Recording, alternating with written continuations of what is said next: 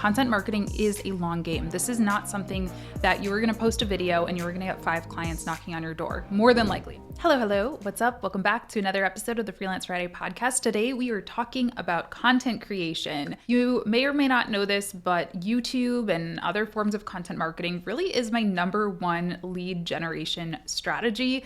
I don't do a lot of outbound outreach and things like that. I really put a lot of time and effort into creating content. It's always my answer when people ask me how they can grow their business. I think content is organic. It is fun to create. It helps people build a relationship with you and get to know you really well. So I'm a big believer in it. So today I want to talk specifically about what I would do if I would have had all the wisdom that I have now and know everything that I know now about creating content on the internet in order to grow my business. So let's hop in. Okay, so the first thing to think about is developing a solid brand story. And what I mean by that is you want to really have a good understanding of what message you're trying to get across. One of the ways that I recommend people do this is by establishing content pillars or buckets of content that they like to talk about. Because what often happens is people, myself included, get like all over the place. When I first started, if you don't know, my YouTube story, I started out doing beauty and fashion content, and then I would like throw freelance content in, and then I would throw travel content in. It was just all over the place. I wasn't telling a cohesive brand story. When I really started to, niche down, as they say, and really focus on what my message was that I wanted to get across, that's when I started to see success and growth on this platform. So pick no more than 2 to 3 content pillars to really focus on. Maybe it is graphic design for small businesses and small business productivity. Like those are the 2 things that you focus on because you are a graphic design coach or a graphic design provider or whatever. And it's also important that those pillars tie back to your offers or things that you have to sell. Now, of course, if you just want to be a content creator for fun, like you just want to be an entertainment content creator, this probably actually is not the episode for you because I don't really have a lot to say on that. I'm talking if you want to eventually sell something or, get awareness about your business or whatever, that's what I would recommend doing. Similarly, the second thing you should do is really research your target audience and or like develop a target audience, decide who they are. I still struggle with this, to be honest. I think because I've done so many things over the years and because I am so multi-passionate just as a person, I think I have people who fit into a lot of different categories, right? I have people who want to be social media managers or who are social media managers. I have people who have other types of online businesses, like maybe online courses. I have people who want to be content creators. I have people who just followed me from my beauty and fashion days and are just like friendly with me as a person, and are just kind of normal 9-to-5 worker type people, So definitely figure out who you want to talk to. If you want to make graphic design content, or if you want to make, pet content or whatever, if you're like a dog walker, decide at the beginning who you are trying to speak to. And that's going to help inform your pillars and all of that stuff. Also research them, figure out where they are, where they go online, because I also see this problem happen a lot and have made my fair share of this mistake of just kind of like doing what other people were doing, seeing like, okay, TikTok is a hot platform, so I need to be on TikTok, or everybody's talking about LinkedIn right now, I need to be on LinkedIn. And what I really should be doing is researching where my customer is, where they really like to hang out. So just find some of your ideal clients or your ideal customers online and either ask them, you can set up interviews with them and say, hey, I just want to like pick your brain. I'll buy you Starbucks or whatever, send you a gift card. I just want to learn about your social media and content marketing consumption habits so I can know where to go. So just kind of like do some lurking. I lurk all the time on Reddit and Discords and things like that. Just kind of see what my target audience is talking about, what kinds of questions they're asking, who else in the space they follow, so I can not copy, of course, but understand which platforms those creators are leveraging and having success with, and so on. So you got to know who you're talking to and you got to know what the heck you're talking about. Based on that data, you'll want to test 2 to 3 platforms. If you're starting, from absolute scratch, that's what I would do, is I would just test my 2 to 3 most likely platforms. So like, let's say I'm targeting a professional audience, I want to offer my social media management services to like financial industry people or something like that. I'm definitely going to go on LinkedIn because I know that's where professional,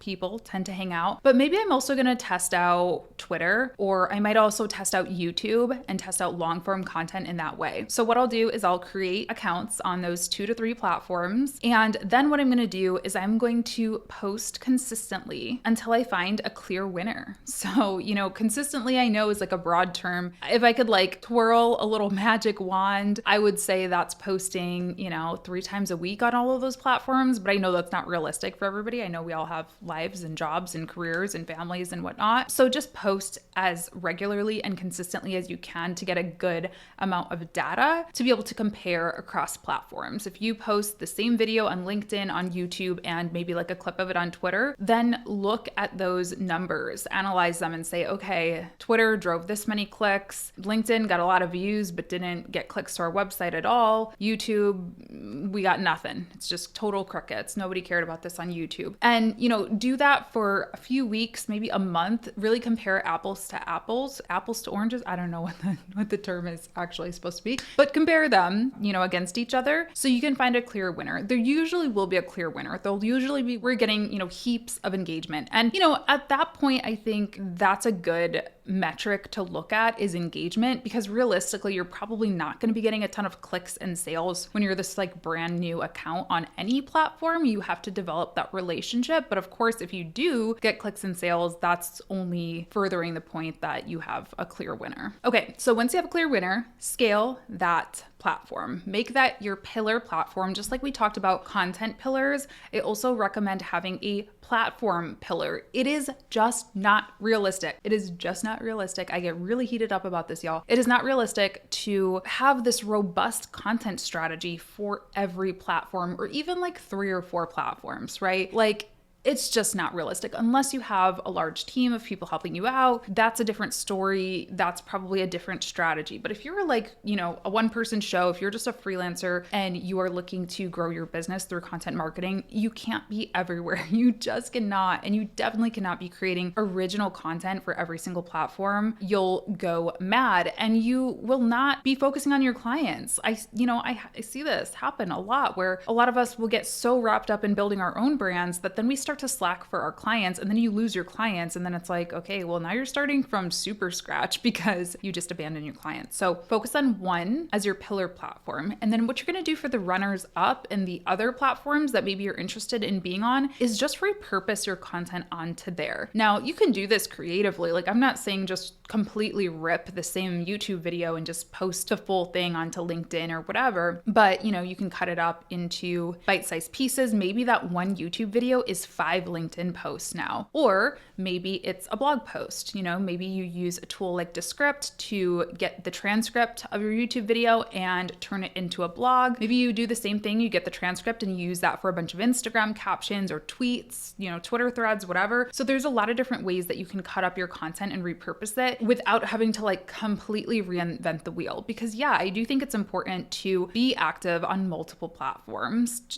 to go against what I just said earlier. Yeah, it's not realistic to like be 100% amazing on each one, but I do think it is important to not just put all of your eggs in one basket either. But it's just important to, know what each platform is good for and understand that you can repurpose. You don't need to be like reinventing the wheel for each one. Just in case you didn't know, YouTube is my pillar platform. It's where, my first content ideas go. Like when I have exciting ideas and things I want to create, they go on YouTube first, and then I repurpose obviously onto the podcast. I kind of, do that all in one for my Friday episodes, but I also repurpose onto Instagram, onto Twitter, and use Twitter threads and things like that. So if you are somebody who's thinking like, okay, YouTube, I think is where I want to be. I'm ready to play the long game, because spoiler alert, it is a long game. It takes a while, but it is so very worth it. I wouldn't have the business I have without this platform, I don't think. If that's something that you're interested, I'm going to drop a link down down in the show notes and the description box on YouTube if you want to download my YouTube cheat sheet. I put together this resource for you all just to kind of learn some of my insights that I've learned over the many years that I've been on YouTube. Yeah, it's just a free resource I created for you. So check that out down below. Now, speaking of that, the next thing you will want to do is develop a lead magnet strategy from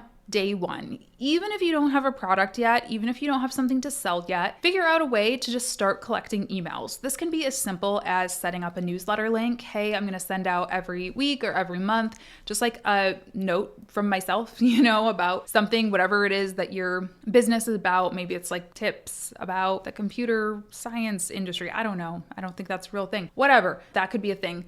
Or if you want to take it a step further, and what I would recommend doing if you can is actually developing some type of resource for people. So if I was doing a social media agency, maybe I offer some type of report or white paper on like the social media trends for 2022 for, marketing leaders in corporate companies so they can help guide their marketing decisions. And then you're obviously the go-to person. I know one of the ones that I love, I think Hootsuite does it. I don't even actually know if it's a lead magnet, but every year they come out with a social media image size guide. So you know how they change every year, what's the cover photo size, what's the profile picture resolution size, whatever, all that stuff. They provide a resource every single year. So you could do something like that, just some ideas, but create something like that. I have some videos, I believe, on that process that I will try to link on the YouTube video and in the show notes. But, use a tool like Flowdesk, set up a very simple automation, and just provide that free resource for people. And then in all of your videos or whatever type of content you're creating,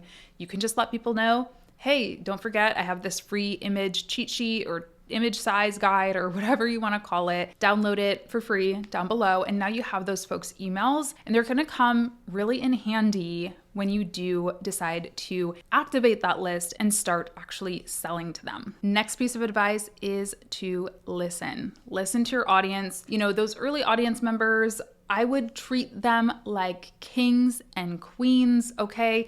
You should always be appreciative of any audience that you have, of course, but especially in the beginning, like they really like you, because chances are, and I'm not saying this in a mean way, I'm saying this like my content was bad when I first started, So the people who are watching at that early stage, they really believe in you. They really are interested in your topic or in your niche. So definitely treat them well, nurture them, and also just listen to them, pay attention to their comments, respond to them, ask them questions, follow them back on social media, and engage in conversations with them to really understand where their head's at and what types of content they need in the future. That's really going to help you inform your content decisions moving forward. And also use that feedback to generate ideas for future products. If you're going to sell something, which I would recommend, spoiler alert, selling something, I think that these social media platforms, these creator-driven platforms, all of them really besides YouTube, I think YouTube is pretty fair. I feel it's pretty fair what they pay. All the other ones, the TikTok, the Instagram, I think they are robbing us, okay? I do not think that monetizing directly on those platforms is sustainable. I think it's really important to build something of your own. So I did a YouTube income report up here if you want to check that out to see like what the earning potential is on a platform like this, but it definitely takes time to even get there. Long story short, build something that you can sell. I think that really is the future of the creator economy, and listen to your audience to figure out what they need. That's how I developed my first course, really all of my courses. I really didn't want to make social media templates. I'm going to be honest. I don't know. I just don't really even like that word even, because I feel like all of our businesses are so unique. And I was like, I don't know, maybe some people won't like it or it won't give people what they need or whatever. But I listened. I got so many demands, so many requests for templates. I launched a template product and people really loved it. The social media management toolbox. It is one of our best-selling products, and it, has like a 4.8 or 4.9 star review. So people, it gave people what they needed. So, pay attention to what format they're looking for. Are they looking for a course? Are they looking for coaching? Are they looking for a group? Are they looking for merch? Whatever that might be, really listen to them and understand what they need from you. Don't focus on ads when you're first in the building stage. You definitely can increase your revenue on a platform like YouTube or TikTok or, Instagram even. You definitely can increase your revenue by working with brand sponsors. But my recommendation is to not focus on that in the beginning and instead focusing on building your own thing, like I just said. And the reason for this is, one, your earning potential is probably going to be pretty low when you're still like a very very small creator in terms of followers and engagement and all that stuff. But number two, you are still in like the woo stage of your relationship with your audience. So you don't want to be like, hey, I'm trying to sell you stuff. Hey, I'm trying to sell you stuff on day one. You really want to play it cool, just like you would when you're first dating someone. You want to get to know them. You want to prove your value to them. You want to impress them before you start pitching them things. So play it cool, wait a while before you start trying to sell. Really build up that solid foundation of the relationship before you move into that stuff. And if you are going to sell anything, make it be your freebie, your free offer that you are going to deliver to people. And, if you really want to start selling for money, that's where I would focus on your own offers before other brands, because that's just not sustainable.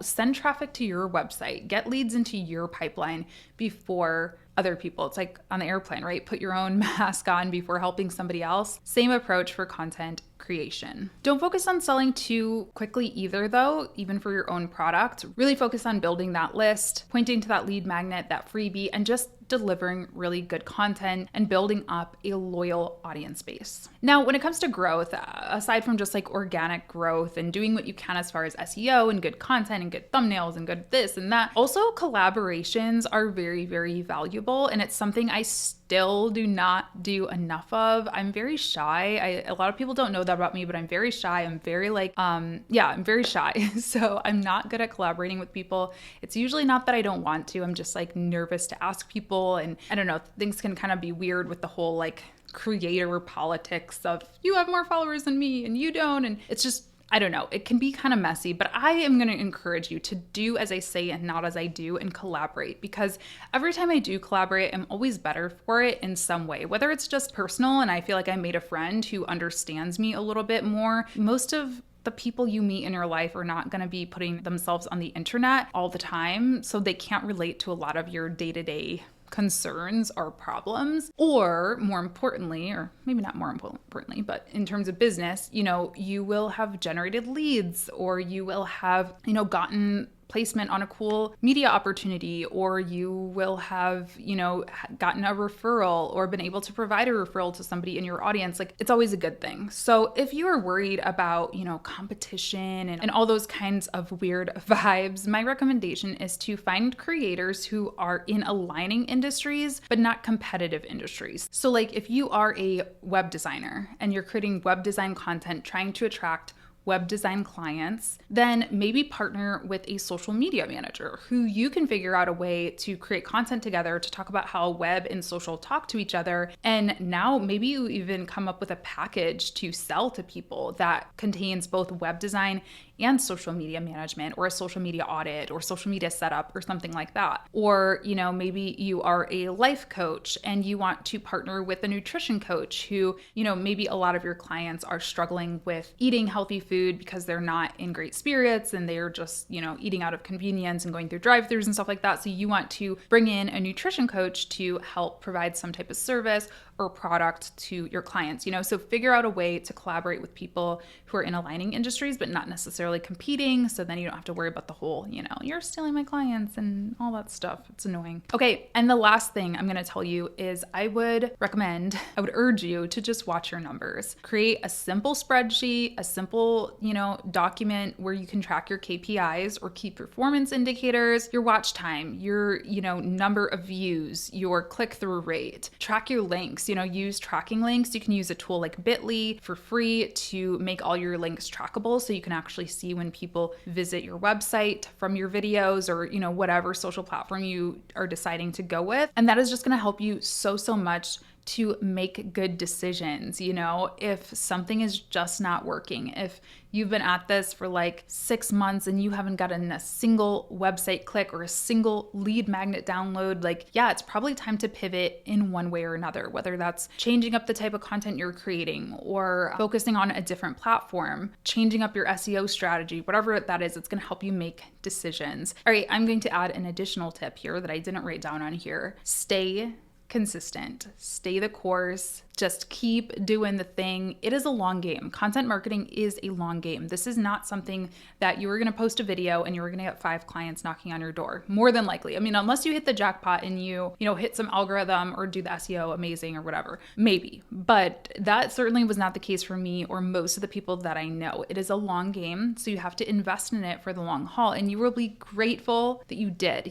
5 years from now, 2 years from now, whatever, you're going to be really glad that you posted 1 video a week or whatever you can realistically commit to. My recommendation is 1 a week, I think is a good place to start. 1 video, 1 blog post, 1 podcast, like 1 longer form piece of content, and then maybe a few updates on some of the smaller social channels in between. There's a quote from Warren Buffett that I actually really like. It says, "Someone is sitting in the shade today because someone planted a tree a long time ago." And that is my overall theory on content marketing, particularly on a platform like YouTube. Okay, today's question of the day says, "I'm a freelancer. Should I use my own name or create a business name, and does it matter?" Let me be quick with this. I think names don't matter as much as we think we do, to be honest. I think like if your product is good or what you're offering is good, it's good, right? But I think when it comes to SEO, when it comes to discoverability, maybe that's where I would think a little bit harder on it. So if you're somebody who already has a lot of clients, you already have a lot of referrals, then it probably doesn't matter that much, honestly. But if you're brand new, if you're starting out in this space, you're just trying to like establish a place for yourself, then maybe pay attention to something that's a little bit more SEO optimized, meaning if you're a graphic designer,